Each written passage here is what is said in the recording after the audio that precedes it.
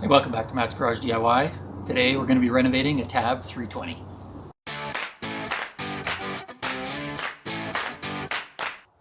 So Tab trailers are known for having big beds.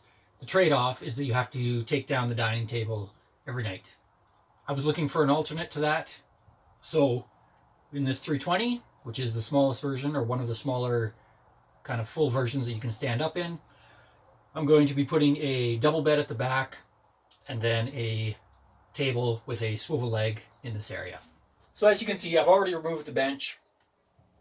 Very simple. I'm assuming if you're going to be taking on this project that you have a little bit of sort of mechanical aptitude. Nothing here is going to be super complicated. Basically the bench just unbolts with some brackets from either side. So I didn't figure that I needed to show that.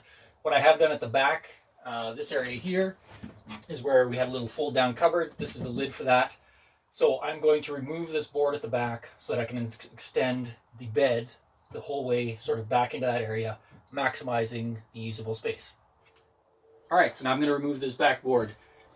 At either end, as well as in the middle, there's a couple of screws that have been put in on angles. Basically need to remove those 6 screws. This board should then come loose. If you notice in the corner, the wiring has been run through a hole that's been drilled in that board. Once I have the screws out, I'm going to kind of lift the board up on top here so it's a little easier to work with, and then I'm just going to notch out those corners.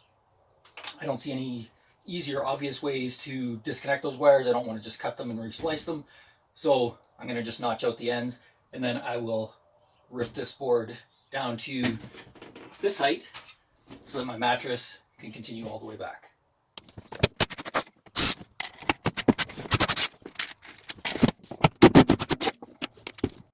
So that backboard is loose. I've now flipped it up on top of the area where the bench is going to be. You can see again, here's the wire that goes through. So I'm going to notch right there, and the same on this side. Probably just going to do that with a handsaw. Take my time, make sure that I don't cut these wires.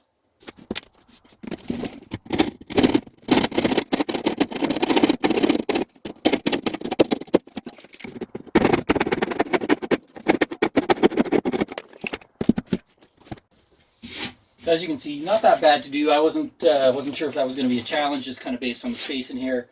But 2 little angle cuts. My wires are now free. Going to repeat the same on the other end, and then this board can come out. All right, the board's been cut down, screwed back in place. I'm going to put these 2 pieces of 2x4 back in, and then we'll start building our platform. All right, so you may have noticed in some of the earlier shots, this back panel was removed.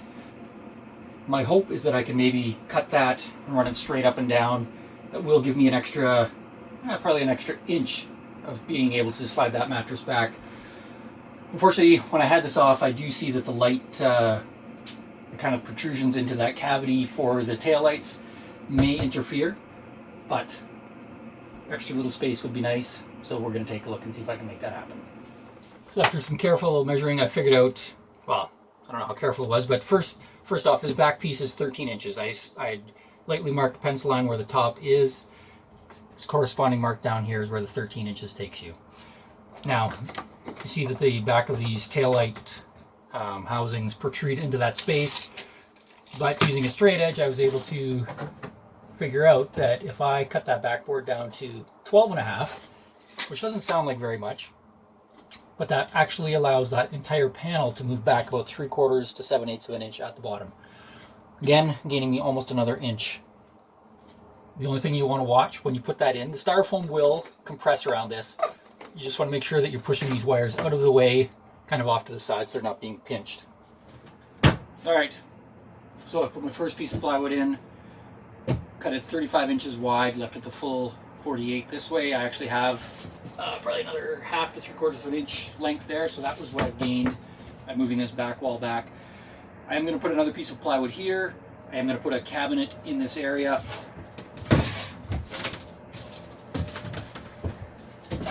As you can see, this is quite a large area that needs to be spanned, so I am going to put one sort of horizontal support across here, and then probably some sort of hinge, have the front portion of that lift up, so we can have this as a little bit extra storage space. All right, so I've got the plywood on the other sides. This back piece is just held in with 1 screw for right now. Front, I don't have the piano hinge on yet, but I have drilled a hole. This is going to just be used to lift or pivot that up. That will lift up like this, allowing access to this storage space. So time for the moment of truth. We're going to see how well this mattress in a box fits the space.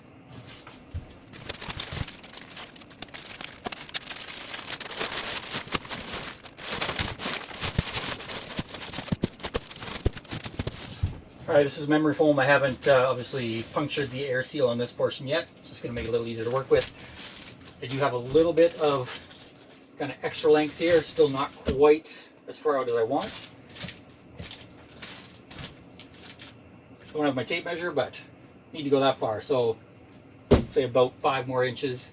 So with the mattress fully expanded, I now actually have about 8 inches underneath that the mattress overhangs. So I've got this 1-inch lip, and then it's about another 7 inches to the edge of the mattress. So to deal with that, I've made a piece that's going to fit in here, like that. Extend the edge of the bed, and then I've basically made 3 legs. Center one that will go on edge like this. By having a center leg like that, kind of down below, it will not interfere with the furnace outlet or the cold air intake. On the right hand side, I've had to notch a little bit. This is for the outlet that I have, and then that's just for the face of the cold air return. Tuck that in, and then one for this side. So legs are all in place. I'll just tack those in with a finishing nailer. But then I'll have solid support for the mattress. I can still access this compartment. And then as you can see over on this side, I've actually split this lid and then just ran the router along there to around the edges. That will allow me to easily access this bench when the mattress is down. So this has now left me with basically 24 inches from the edge of the mattress to the edge of the cabinet for my seat. Original cushions aren't going to work. You can either open them up, cut them down, and then sort of restitch the end. I had some extra foam, so I've cut some pieces, 21 inches by 24 inches. That would be the bottom. And then 14 by 24 for the back. Just ordered some cushion covers online, one of the cheap online places. Be able to wrap those up. This is going to be great. We're going to have seating, and the next thing to do will be to mount that table leg. So now I've taken one of these single point attachment swivel arm legs. I just bought one online. There's lots of options out there. This one seems to be pretty good quality and was about $100 on Amazon. So this gives me a table that pivots out of the way, opening up a bunch more space to walk around if you have a couple people in here. Easy to then swing into place to sit down and have a meal at night. Fold it out of the way. You can use that as a nightstand off to the side. So there you have it. There's my Tab 320 renovation. Full-size double bed with an actual mattress. That'll make for some good night sleeps. And then, of course, the swivel table nicely spins out of the way, gives you some extra room to walk around inside your trailer. Hope you enjoyed the video. As always, click that like and subscribe. I'll see you on the next one.